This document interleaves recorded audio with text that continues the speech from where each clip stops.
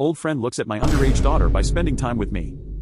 He kept sneaking a peek of my hot daughter in the corner of his eye. He'd look at her even if he was talking to me. It was hot, so we wore minimal clothes. My daughter is in a thin pair of skirts and a t-shirt. His beaches would laugh at my daughter's horrible jokes to the point that even she would look awkward. He kept dropping out of conversation and just staring at her. I think she noticed it as well because she started to lean back in her chair to try to cover herself. Even though she was fine, she looked uncomfortable. Then when the sun set, she put on a thick jacket and zipped it up. I don't know if he's just trying to be friendly and he doesn't know how to act, or if he's only inviting us round to stare at her, and if so, then I don't know what to do. Yes, she's 20, but she's still my little girl, and this man watched her grow up. It just seems strange. I don't know if I should say something or just don't go around there again. Either way, I think it's the end of the friendship, which is a shame, but oh well.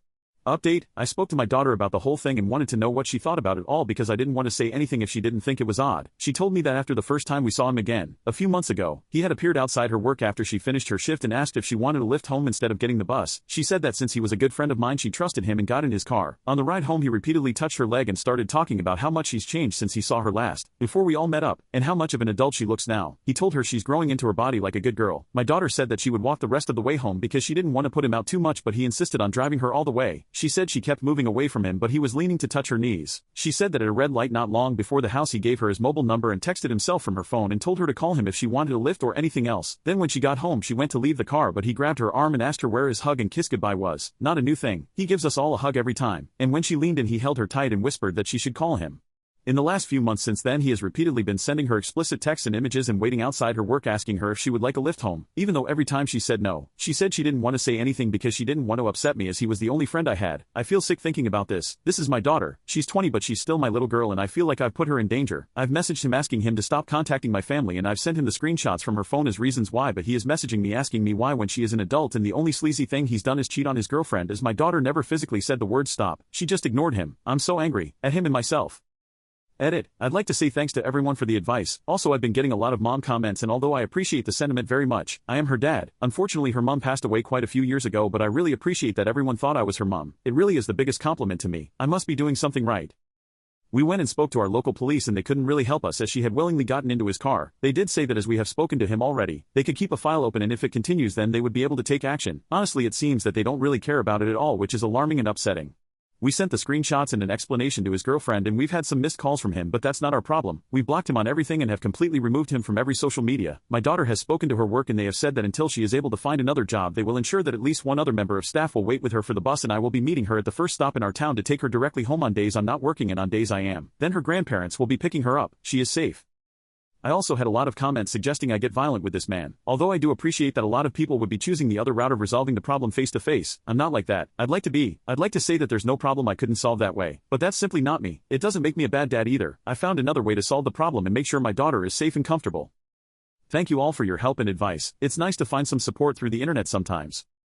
Story 2. I honestly can't believe I'm even posting this because sometimes it feels like I've walked out of a bad story, but pretty much. I have 2 siblings, my sister Cass and my brother Mark. Our parents divorced when I was 10 and we split time between the both of them. Cass was always closer to our dad, and she has always disliked Mark to the point of claiming things about him which are hard to believe. However, as much as she disliked him, she's always loved me. 5 years ago, it turned out that Mark's wife Jane was cheating on him with our father. It obviously caused chaos. Cass sided with our dad, Mark moved in with our mom, and I sided with him. But even though I sided with him, I've always kept in contact with Cass, and Mark is fine and all right with that. I didn't see my dad again until this Friday when he and Jane dropped Cass off at our mom's for Mother's Day. I was outside walking home and my dad noticed me, and I don't know why, but I agreed to have coffee with them. It was a really tense conversation between us, and I confirmed that he wouldn't be invited to my wedding, and I didn't know if I wanted to get to know his and Jane's kids, and he even told me I did the right thing choosing Mark. It was weird, but he dropped me off after about half an hour, but Mark saw him do that from the window, and since then he's been cold and snippy with me. Was I the a-hole for talking to my dad? Update: So, I didn't plan on updating, but things really escalated. My brother Mark had a meltdown where he ranted at mom for not caring more about what our dad did to his life, then at Cass for always halfway associating with him just for mom's sake, and then he kicked me in the stomach and I literally fell through a table like it was WWE or something. Cass wound up saying that his behavior is why Jane left him and she's better off with our dad, and called the cops on him. I feel the worst for our mom because she just wanted a good Mother's Day, and I feel like our issues with each other just ruined her weekend. I did go to the hospital, but only because Cass begged me to. I'm perfectly fine. There's nothing wrong with me. I didn't press charges on Mark. I just feel really bad for him. I feel like life's dealt him a pretty garbage hand, and there's no point in me making things worse. But Mark did leave. He moved out, and I don't know where he is now. He only talked to our mom before he left, and she hasn't told me what it was about.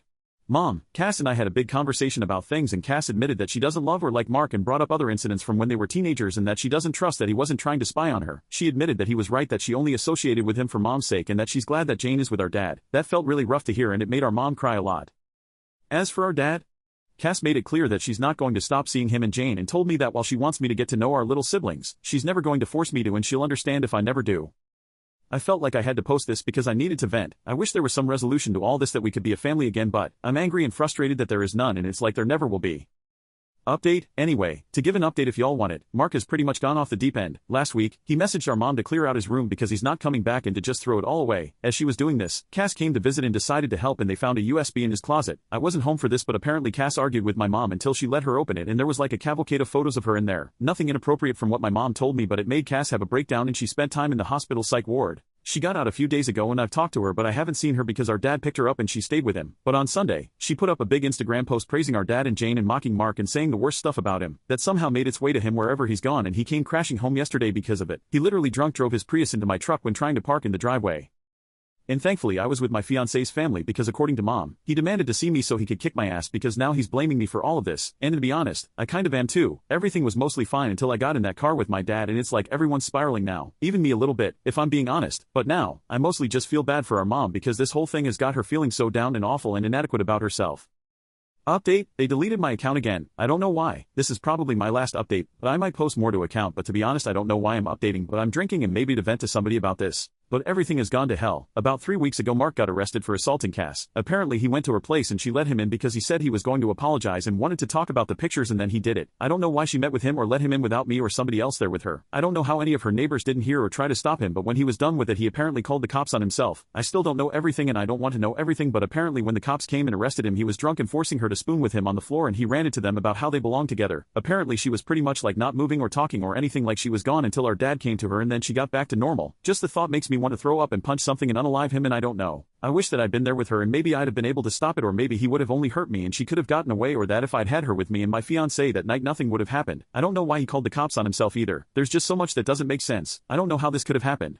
Cass was in the hospital for about a week. She didn't want to stay any longer and started screaming till they'd let me take her. She didn't stay with me. She had me drop her off at our dad's and she stayed with him since then. Hell, in the hospital she was acting like a little girl almost with him and called him Dada and Daddy even. She visits me and my fiancé almost every day, and it's like she knows how upset I am about everything, and she tells me that it's not my job to protect her, that she's my older sister and it's her job to protect me, that I did nothing wrong, and by being there for her now I'm doing all I can do. Like, I feel like she should hate me because maybe if I'd asked her to stay with me after Mark drove drunk, or after he hit me, things would have been different. But something so terrible happened, and whenever she sees me she's looking out for me?